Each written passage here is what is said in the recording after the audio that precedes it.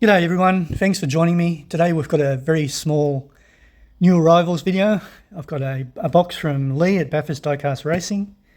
I think there's only one model in there. I'm not sure what it is. And I've got something that I bought a few weeks ago, a Bolwell Nagari, an Australian sports car from the, I don't know if it was 60s or 70s. Anyway, I'll open up, have a look at the magazine, see what it says. But first I thought, since it's going to be a short video, I might as well get back into this book. What? Because we haven't had a look at it for a few months. So the last one we looked at was the Plymouth Cricket. So next up is the Porsche Cayenne. Now, why would that be in this book? So it's from 2003 to present. Present is whenever this book was published. 266 kilometres per hour, top speed, or 155 mile per hour. 5.6 seconds, 0 to 60 mile per hour. V8 turbo. So it says, the cutaway drawing clearly shows the Cayenne's springing system and transmission layout, both of which are identical to those offered on the VW Touareg. So why is this in this book? V8 engine Cayennes have a power plant that's purely Porsche designed, and it's a cracker. But entry-level cars come with a 3.2 litre 195 cubic inch Volkswagen V6, and despite the Porsche badging, they're not even that fast.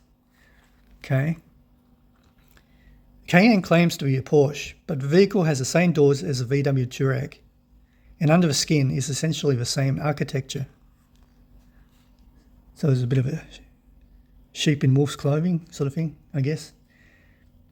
For a car so large and tall, the Cayenne has good levels of grip and assured handling, but the downside is an incredibly harsh ride, which transmits every jolt from the suspension upwards into the cabin.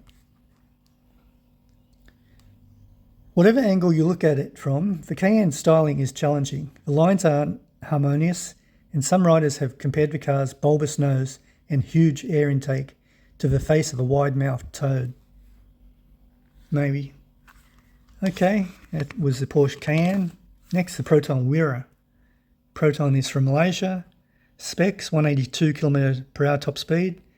10.4 seconds to get to 0 to 60 mile per hour. Inline 4. There's the sales brochure. More horsepower, 8% more horsepower. Proton made a big fuss about the special edition Wira having 8% more horsepower, but in reality it was a negligible gain of around 7 brake horsepower, more than a standard car, and was hardly noticeable from behind the wheel, until you stared at the garish red dials on the dash. Okay. Don't expect the interior to have any kind of feel-good factor. The plastic used are cheap and brittle, while the PVC-coated rear sun visors are especially unpleasant. Unless you have a fetish for light grey, it's also unbearably dull. Power, if you can call it that, comes from a choice of 1980s Mitsubishi-sourced engines of either 1.3 litre 79 cubic inch or 1.5 litre 92 cubic inch capacity. The units are old-fashioned, gruff and unresponsive, with plenty of noise at high revs. There are hardly any redeeming features in the Wira's body design. It lacks personality, with bland lines and a tacky finish. Hatchback models also have ugly rear-end styling with their own unique light units. Handling is very ordinary. The Wira lacks grip and is prone to understeer, while the steering lacks any kind of feel, and body roll in corners is dramatic. The ride quality is also dreadful, especially for rear seat passengers. So that was a Proton Wira from Malaysia, 1995 to 2004.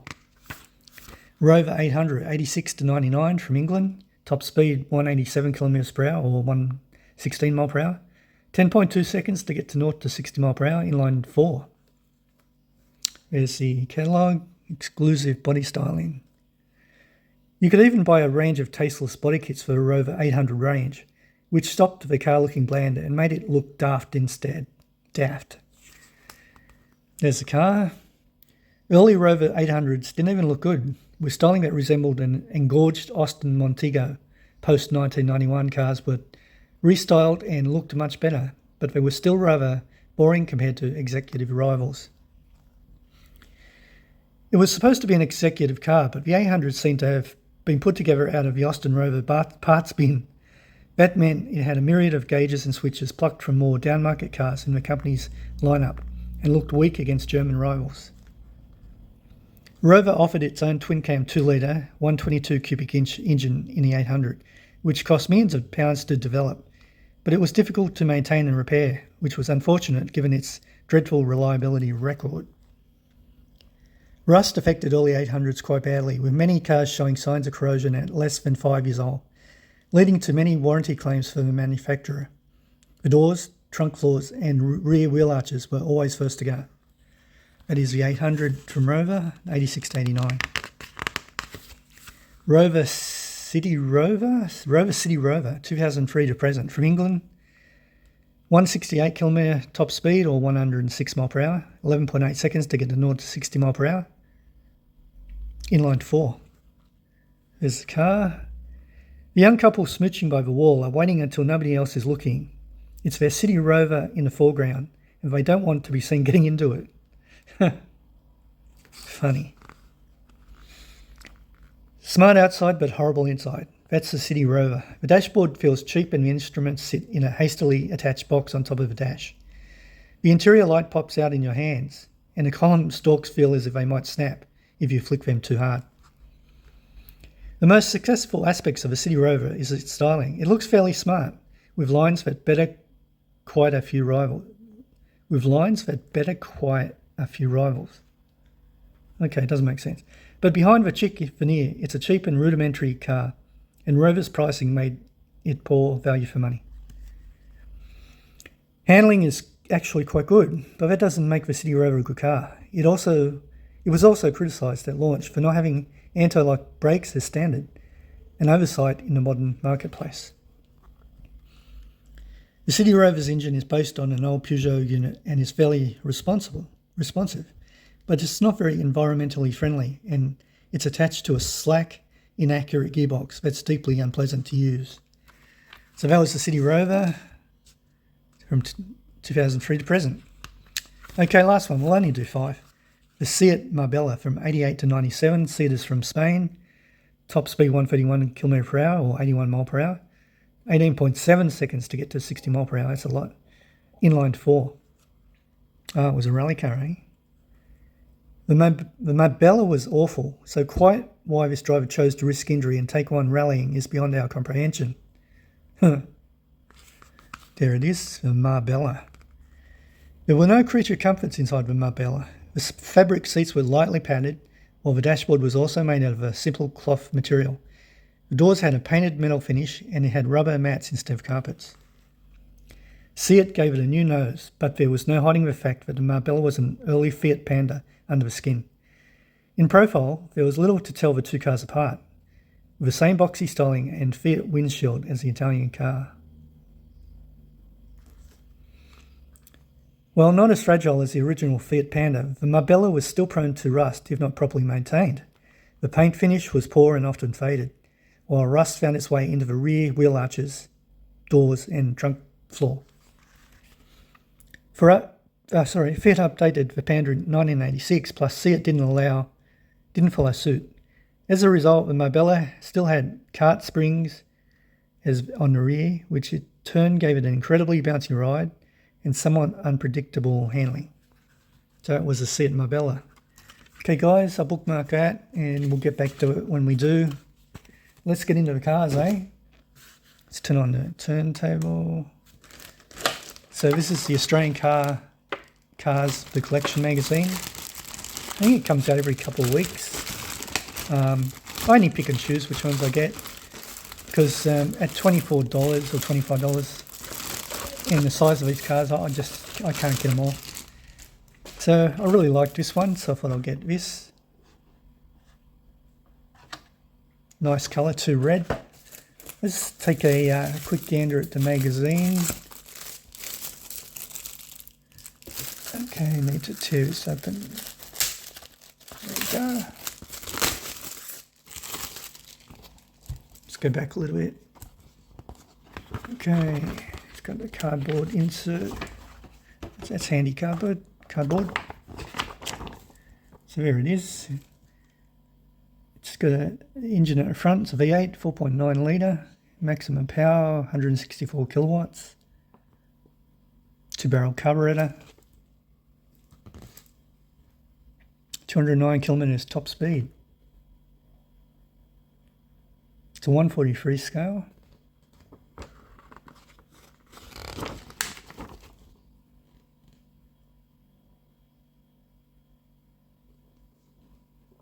Yeah, very nice. Australian designed and built.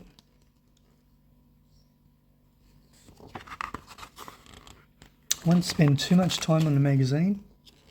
There's a soft top version.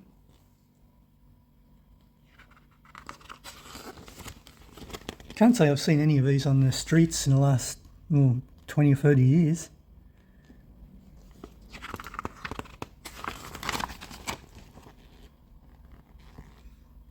There's one in front of a XA or XB Falcon.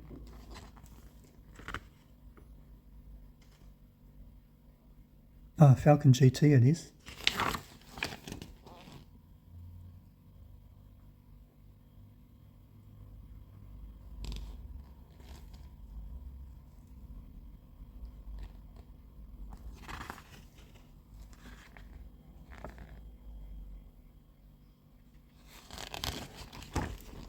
Singing in the rain.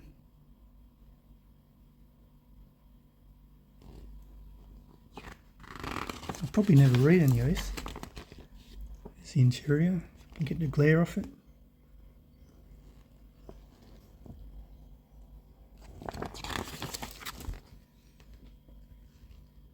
All the technical details.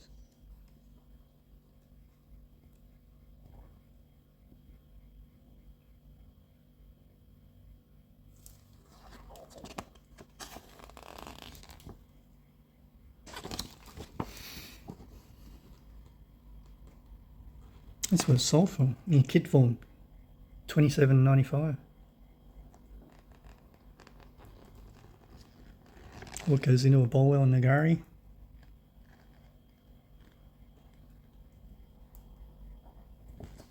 Anyway, I won't bore you with all that stuff. That's in 1600 was the next one out. This was issue 20, yeah, 20. Okay, that's enough of the magazine. Let's have a look at the car. I'll just grab a knife and come back. So these are made in Bangladesh, and the quality, I've got about 6 of them. I've got to say the quality is pretty good. I can just remember how to open them.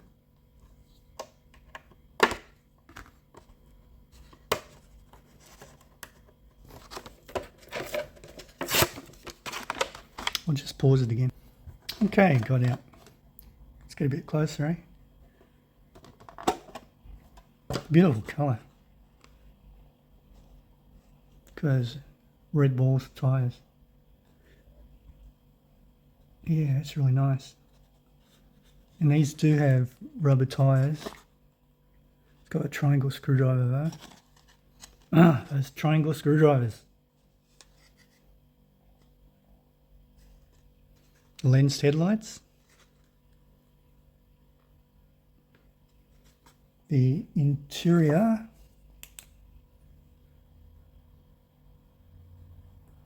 Steering wheel's on the right hand side, so that's correct.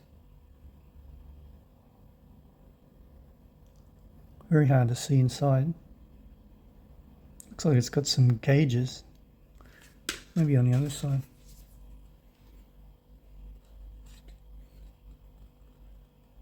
Yeah, it's got gauges. It's cool. Gear stick. Very nice. Good job. Love the bonnet scoop. Bonnet doesn't open. No. Yeah, that's very nice. I like that.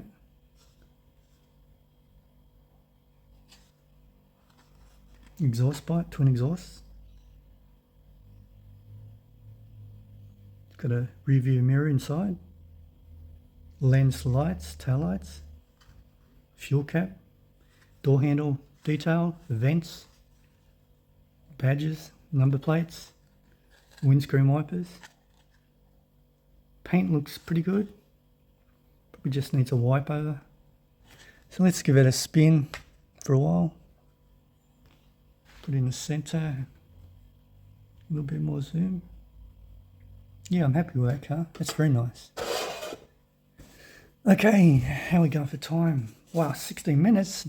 All right, let's open the box from Lee at Bathurst Diecast Racing. Could have something to do with the fact that I picked the winner of a truck racing series, pickups. So maybe it's got something to do with that. Maybe it's some sort of prize for picking the winner. Let's go back a bit. Maybe a bit more. Yeah. So I don't expect it to be a fire truck. Oh, cool.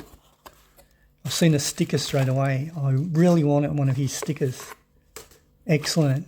I'm going to stick this on the backboard or the bottom board. Unreal. Thanks, Lee.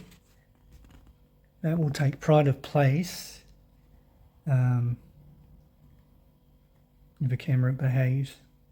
That will go probably just at the back there, in the middle, then the bottom. Awesome. I just can't get enough stickers. Okay, let's put the Bolwell back a bit. Oh, there's a note here. What does it say? Hey Jim, congrats on running away with the YouTubes for the NASCAR Truck Series. You're hard to find stuff for. Man, you are hard to find stuff for. LOL. Hope you like them and thanks for all your support. Cheers, Lee and Hayden. Okay, so there's two in there. Okay, now I'm not so sure it won't be a fire truck. So there's two in there, and I can see something red. So that's a good start.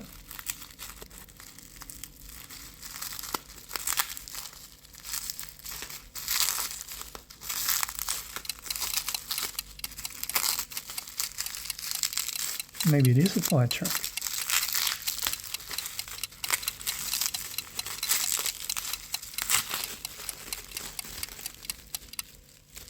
Ah, I think it's an old school fire truck. Or is it? Wow. It's from days gone. Made in England. By Lido. And what's it say? Ah, battalion chief. It is a fire truck. Wow. That's unusual. Well, I can definitely tell you I don't have this one, Lee. Cool. Let's give that a spin with the Bolwell Nagari. If I don't knock them off. I can't even see it. Here we are. Okay, what's the big one?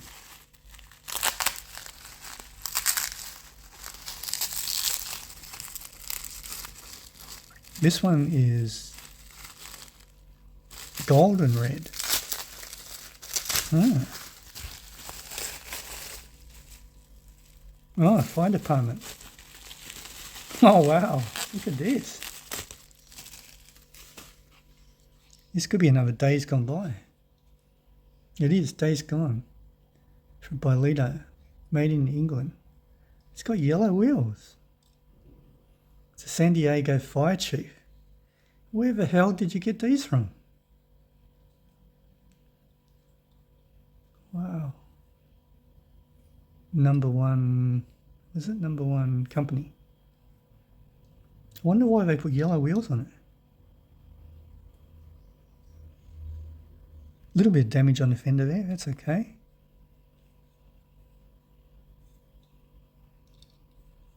Wow, I've never seen this before.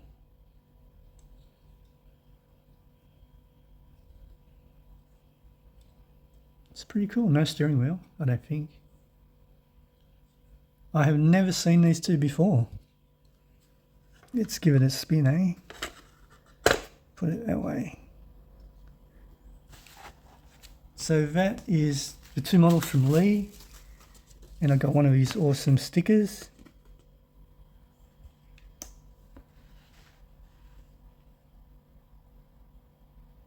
Excellent. Thanks, Lee.